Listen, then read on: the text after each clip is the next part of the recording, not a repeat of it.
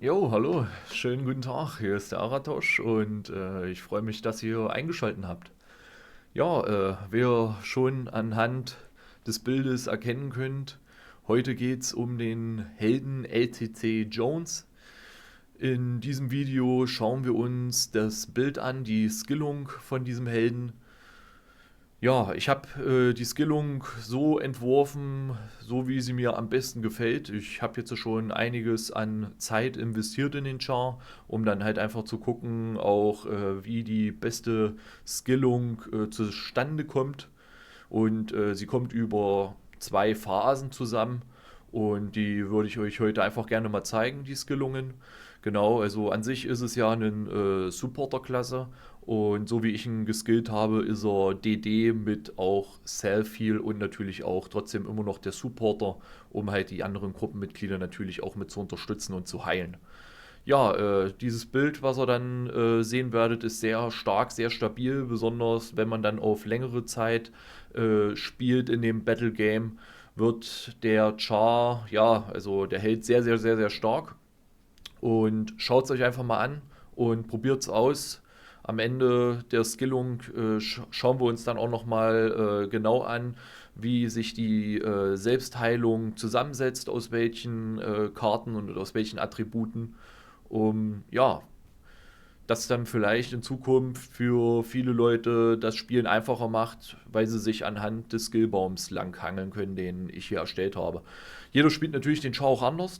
Ich spiele ihn so und vielleicht kann es ja den einen oder anderen weiterhelfen, weil er nicht so ganz genau weiß, was ist vielleicht gut, was ist vielleicht besser, welches Attribut lässt sich gut kombinieren und schaut einfach mal rein und ja, wünsche ich auf jeden Fall viel Spaß dabei. Und danach nach der Zusammenstellung kommt dann auch noch mal ein kurzes Battleground, ein paar zusammengeschnittene Szenen, um ja einfach noch mal ein bisschen das Battleground mit LTC Jones zu zeigen. Ja, es hat mich gefreut und schaut rein und wenn es euch gefallen hat, lasst gerne ein Abo da, liked's und kommentiert's. Schreibt vielleicht mal in die Kommentare, was ihr so an Skillungen benutzt für diese Klasse und ob ihr vielleicht auch in naher Zukunft ja nochmal einen anderen Helden sehen wollt, den ich hier vorstelle. Ja, alles klar, ich bedanke mich und schaut rein, haut rein.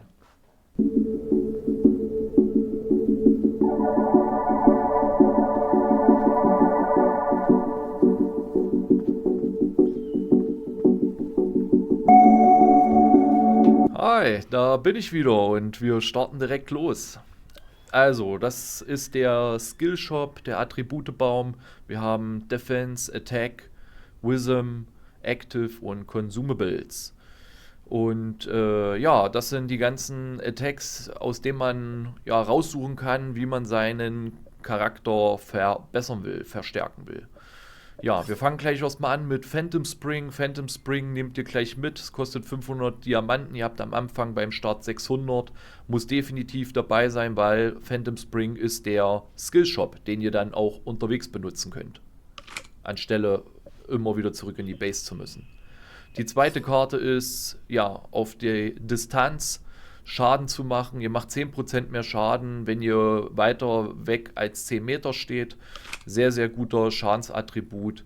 Gleich danach natürlich auch den Schadensboni mit Distanz innerhalb von 10 Metern, um 10% mehr Schaden zu machen. Es ist halt auch immer so eine Sache, schaut, was und wie euer gegnerisches Team aufgestellt ist. Mehr Nahkämpfer, mehr Fernkämpfer und dementsprechend könnt ihr das dann euch raussuchen. Aber ich würde es einfach mitnehmen. Genauso wie natürlich auch die Fury Cleave. Die könnt ihr fünfmal ja, stapeln. Pro Stapel kriegt ihr 5% mehr Schaden. Ganz wichtig als Supporter, diese drei Attacks mitzunehmen. Eine davon von den 10% Distanz- oder Nahkampfschaden könnt ihr dann eventuell auch nochmal überlegen, etwas anderes dafür reinzumachen.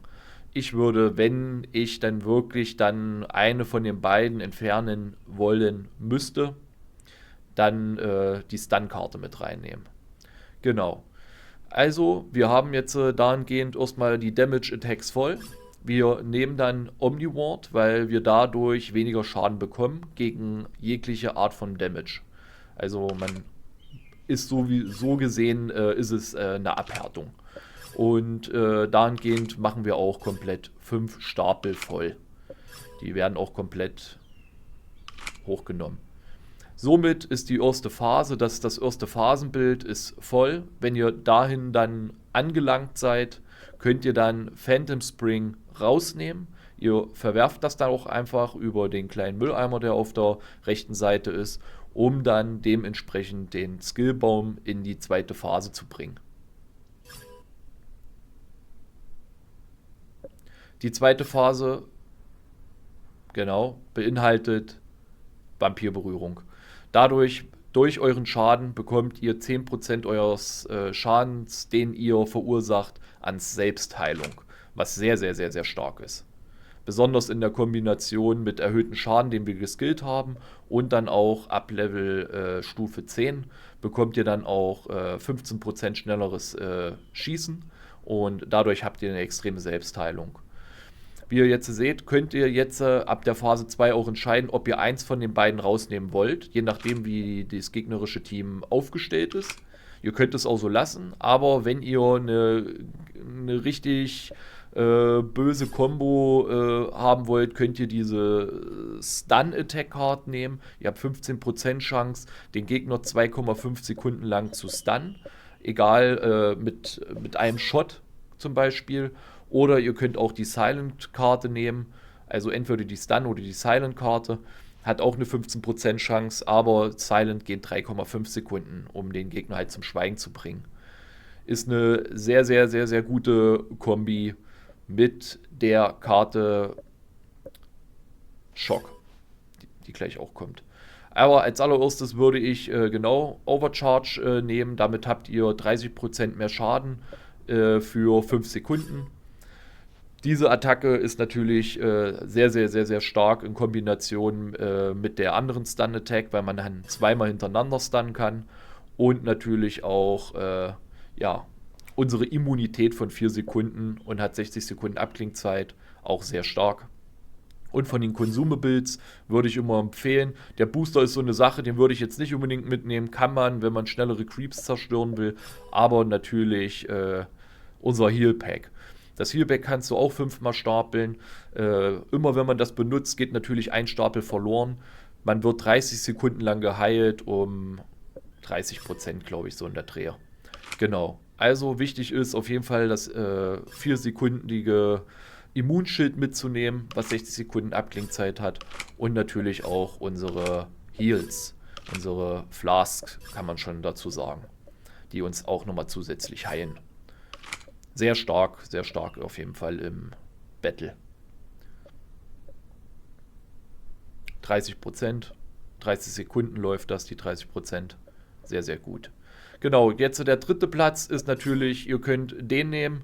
Damit macht ihr natürlich 30% mehr Schaden in 5 Sekunden. Oder ihr nehmt halt diese Stun-Attack-Karte, die in der Kombination natürlich mit Stun Shard sehr, sehr gut ist, weil ihr dadurch einfach extrem den Spieler rausnehmen könnt, wie so ein Stun-Lock, wie bei einem Schurken. Und zusätzlich, die Stun-Granate ist ja auch nochmal ein zusätzlicher Stun.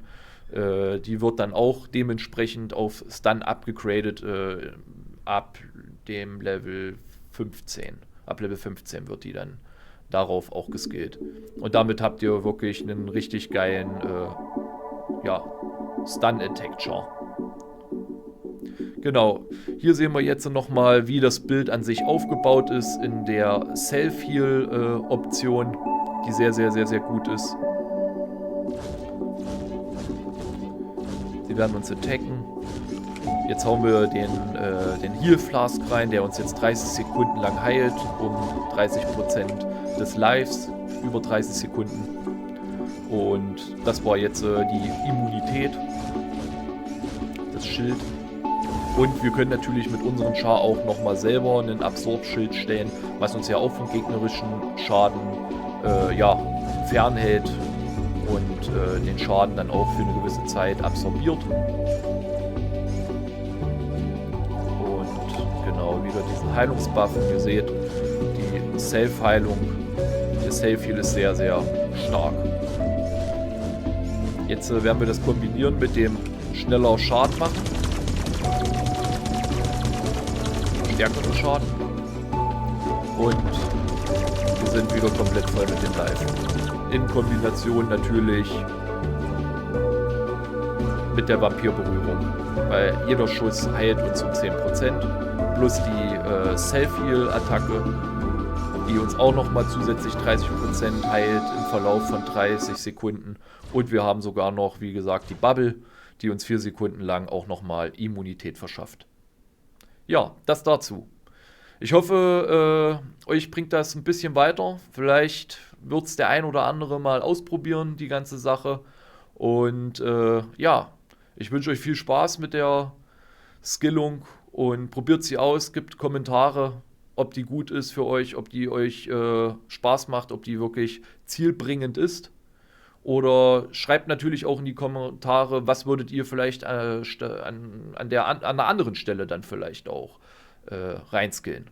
Was ihr vielleicht austauschen würdet, weil ihr das besser findet. Schreibt es gern rein, ich bin da sehr, sehr offen und ich hoffe, es hat euch gefallen.